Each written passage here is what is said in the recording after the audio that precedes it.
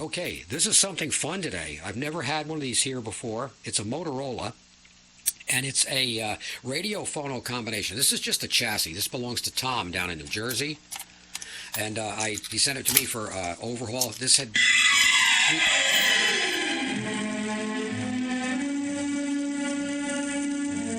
Repairs had been attempted by someone else before Tom got it, and they screwed everything up on the record changer and also on the chassis.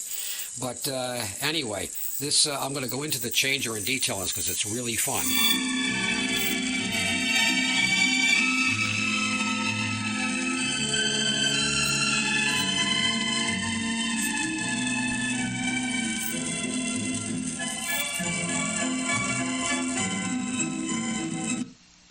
The reason I'm playing a 78 is this needle is a 78 RPM needle.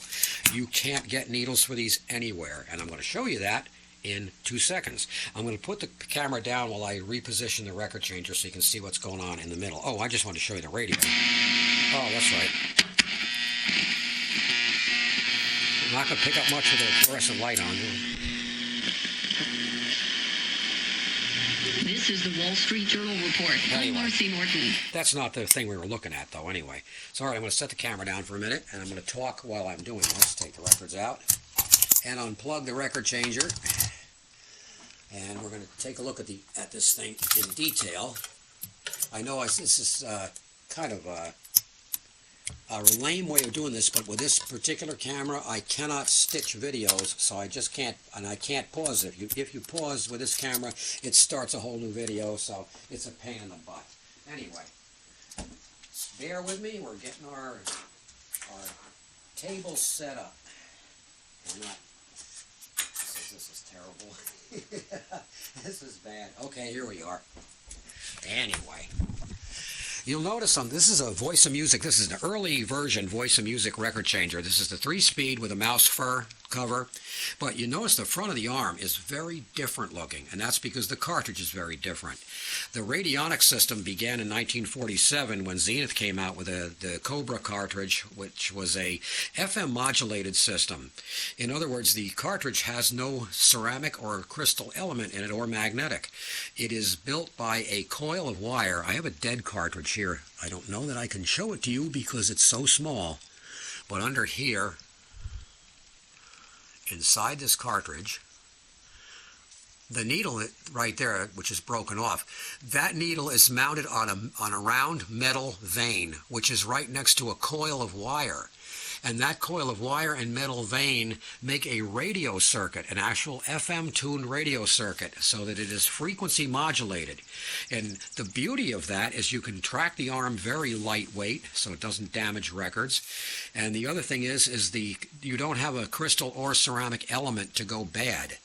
And it was a great system. Zenith used it from 1947 to 1957, and then they kept the Cobra cartridge design and then went into a ceramic element for it. But anyway, this one on the bottom of this changer, I'm going to see in a second. It's basically, when you've seen one VM, you've seen them all. This one was the first of the series that had full automatic operation and automatic shut-off. Has the same cam gear. It has basically the same spindle, the record dropping. The power switch is over here on the corner. This is your audio input jack, and of course there's your motor plug right there. And it's basically the levers and rods, the speed control and the reject control. Everything is pretty much the same as with every other VM. You're going to have the same problems you have with any VM, and that's that this slider here has to be taken out. This one, it's much easier with this one, I'll tell you that. Than the other ones, it's much easier because you only have to take out the spindle bracket with one big screw here. Then you take out these 2 1/4-inch nuts there, and you take out this 1/4-inch nut and this spring here. And be very careful not to lose this spring. This spring and this little lever here. Again, I've talked about this in my other VM videos. If this gets sticky, if that is not very easily pushed in and out, what will happen is it won't shut off after the last record. It'll go on to the rest, but it won't click the off switch to the off position. And this one, they had put this together, whoever started on this put it together upside down. They put the assist spring for the lifting, the tone arm lifting, on the opposite side. They put it under the arm so that it was forcing it down all the time instead of keeping it up. So there were so many things wrong with this thing that I figured this was a test. Somebody was testing me, and I actually like a challenge once in a while, but it's like anything else. I've said it before, and I'll keep saying it till people understand it. When you take apart something like this, you can't rely on your memory because you won't remember how it goes back together again. Take plenty of digital pictures. Pictures are cheap. Take pictures. Label every part you take off in the exact order you took it off in, and you won't have any trouble at all. This, on the other side of this cam wheel, has the reject, a little flipper that for the reject at the end of the record. That's got to be free to move.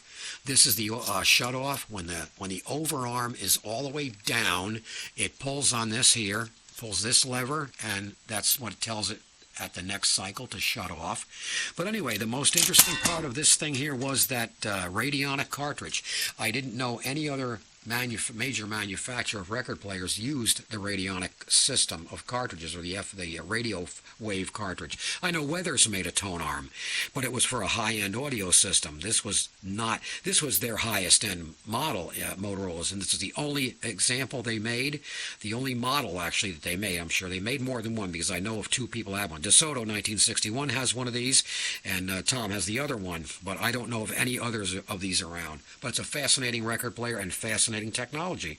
And that's it. We'll talk to you next time.